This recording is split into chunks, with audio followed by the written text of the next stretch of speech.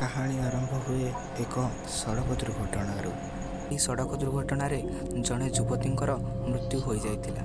ସେହି ଯୁବତୀଙ୍କର ଶରୀରଟି ସେହି ସଡ଼କ ଉପରେ ସେମିତି ପଡ଼ି ରହିଥାଏ। ସେହି ମୃତ ଶରୀରର ଚାରିପାଖରେ ଅନେକ ଲୋକ ଘେରି ରହିଥାନ୍ତି। ସେହି ଲୋକମାନଙ୍କ ମଧ୍ୟରେ ଆମ ସାଙ୍ଗ ବିକି ମଧ୍ୟ ଥାଏ। ସେହି ଘଟଣା ସ୍ଥାନଠୁ କିଛି ଦୂରରେ ଆମ ବଏଜ୍ ହଷ୍ଟେଲଟି ଥାଏ। ଆମେ ଦୁହେଁ ହଷ୍ଟେଲରେ ଥିବାବେଳେ ବିକି ସେହି ଦୁର୍ଘଟଣାଟିକୁ ଆମକୁ ନ ଜଣାଇ ଦେଖିବାକୁ ଚାଲିଯାଇଛି। ଆମେ ଦୁହେଁ ହଷ୍ଟେଲ ସାରା ତାକୁ ଖୋଜୁଥାଉ। ସେଇଠୁ ଆମେ ପଣ୍ଟିକୁ ପଚାରିବାରୁ ଜାଣିବାକୁ ପାଇଲୁ ବିକି ଆମ ହଷ୍ଟେଲ ପାଖରେ ଘଟିଯାଇଥିବା ଦୁର୍ଘଟଣାକୁ ଦେଖିବାକୁ ଚାଲିଯାଇଛି। ସେଠୁ ଆମେ ଆମ ହଷ୍ଟେଲ ପିଲାଙ୍କଠୁ ଶୁଣିବାକୁ ପାଇଲୁ ସେହି ଯୁବତୀ ଜଣକ ଆଉ କେହି ନୁହନ୍ତି, ବିକିର ପ୍ରେମିକା ରିୟା। ସେଠୁ ଆମେ ଦୁହେଁ ବିକିକୁ ସମ୍ଭାଳିବାକୁ ସେହି ଘଟଣାସ୍ଥଳ ଆଡ଼କୁ ଧାଇଁଲୁ, କିନ୍ତୁ ସେଠି ପହଞ୍ଚି ଦେଖିଲୁ ବିକି ରିୟାର ମୃତ ଶରୀରକୁ ଜଳଜର କରି ଚାହିଁ ରହିଛି। ସେଇଠୁ ବିକି ଆମ ଦୁହିଁକୁ ଦେଖି ଭ ଭ କରି କାନ୍ଦି ଉଠିଲା। ଆମେ ଦୁହେଁ ବିକିକୁ ସମ୍ଭାଳିବାକୁ ଲାଗିଲୁ ଏବଂ ତାକୁ କହିଲୁ ଯାହା ହେବାର ଥିଲା ତାହା ହୋଇଯାଇଛି, ତାକୁ ଆଉ ଧରି ବସିଲେ କିଛି ଲାଭ ନାହିଁ। ସେଠୁ ବିକି ଆହୁରି ଭ ଭ କରି କାନ୍ଦି ଉଠିଲା। ହଠାତ୍ ସେହି ସମୟରେ ରିୟାର ମୃତ ଶରୀରକୁ ନେବା ପାଇଁ ଆମ୍ବୁଲାନ୍ସ ଆସି ସାରିଥିଲା। ବିକି ରିୟାର ସ୍ମୃତିରେ ତା'ର ଦୁଇ ଗୋଡ଼ର ପାଉଁଜି ନିଜ ପାଖରେ ରଖି ନେଇଥିଲା। ବିକି ସେହି କଥାଟିକୁ ଆମକୁ ହଷ୍ଟେଲରେ ଆସି କହିଲା। ସେଇଠୁ ବିକିର କଥା ଶୁଣି ପିଣ୍ଟୁ କହିଲା, ଆରେ ମୃତର ବ୍ୟକ୍ତିର କୌଣସି ଜିନିଷ ନିଜ ପାଖରେ ରଖିବା କଥା ନୁହେଁ। ସେଠୁ ବିକି ଜିଦ୍ ଧରି ବସିଲା ସେହି ପାଉଁଜି ଦୁଇଟାକୁ ନିଜ ପାଖରେ ରଖିବାକୁ। ବିକିର ଏହିପରି ଜିଦ୍ ଦେଖି ତାକୁ ଆମେ ମନା କରିପାରିଲୁ ନାହିଁ। ଏପରି ଜିଦ୍ ସେ ଆଗରୁ କେବେ କରିନଥିଲା।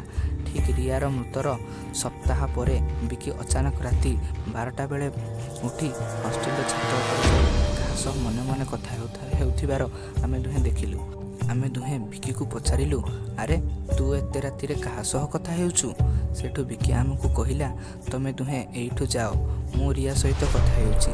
ସେଠୁ ଆମେ ଦୁହେଁ ତା କଥା ଶୁଣି ଆଶ୍ଚର୍ଯ୍ୟ ହୋଇ ତା ଚାରିପାଖକୁ ଦେଖିବାକୁ ଲାଗିଲୁ, କିନ୍ତୁ ଆମକୁ ସେଠି ବିକି ଛଡ଼ା ଆଉ କାହାକୁ ଦେଖିବାକୁ ପାଇଲୁ ନାହିଁ। ସେଠୁ ଆମେ ଦୁହେଁ ଭାବିଲୁ ବିକି ରିୟାର ମୃତ୍ୟୁକୁ ଭୁଲି ପାରି ନାହିଁ।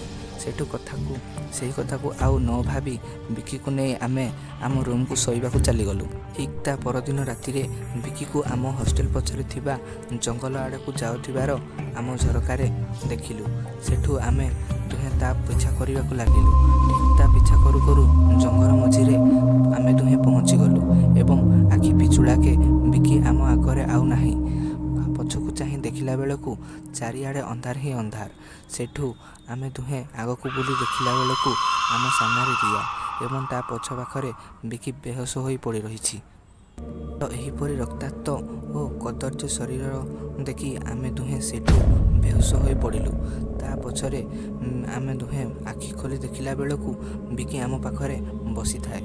ବିକିକୁ ପଚାରିବାକୁ ଜାଣିବାକୁ ପାଇଲୁ ଯେ ଆମେ କାଲି ରାତି ସାରା ଜଙ୍ଗଲ ମଝିରେ ବେହୋସ ହୋଇ ପଡ଼ି ରହିଥିଲୁ। ସେଇଠୁ ବିକି ଆମ ଦୁହିଁକୁ ଆଣି ହଷ୍ଟେଲ ବେଡ଼୍ରେ ଶୁଆଇ ଦେଇଛି। ସେଇଠୁ ଆମେ ବିକିକୁ ପଚାରିଲୁ, ତୁ ତ ନିଜେ ବେହୋସ ହୋଇ ପଡ଼ି ରହିଥିଲୁ, ଆମ ଦୁହିଁକୁ କେମିତି ଆଣିଲୁ?